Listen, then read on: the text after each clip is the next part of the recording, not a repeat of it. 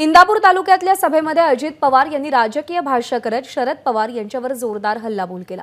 शरद पवारांनी किती वेळा पक्ष बदलला ते तारखांसह त्यांनी सांगितलंय।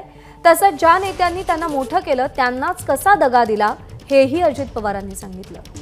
87 पासून 2023 पर्यंत साहेब म्हणतील ती पूर्व दिशा आणि पवार साहेब 67 ला उभे राहिले, परंतु 67 ला पवार साहेबांनी संधी हे चव्हाण साहेबांनी दिली। सरकार चालू होतं म्हणजे कारभार करत होतं।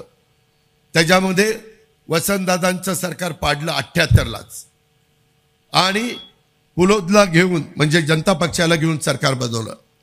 त्यावेळेस पवार साहेबांनी चव्हाण साहेबांचं ऐकलं नाही, ज्यांनी संधी दिली त्यांचं ऐकलं नाही।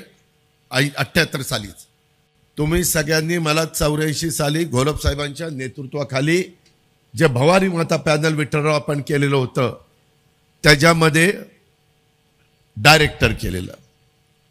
त्या संदर्भामध्ये माझी सुरुवात राजकीय झाली। मी स्वप्नात देखील कधी समजलो नाही की मी राजकारणामध्ये येईन, कारण माझा स्वभाव असला एक घाव दोन तुकडे। एखादं काम होणार असेल तर हो म्हणून सांगायचं, नाही तर नाही म्हणून सांगायचं। एबीपी माझा, उघडा डोळे बघा नीट।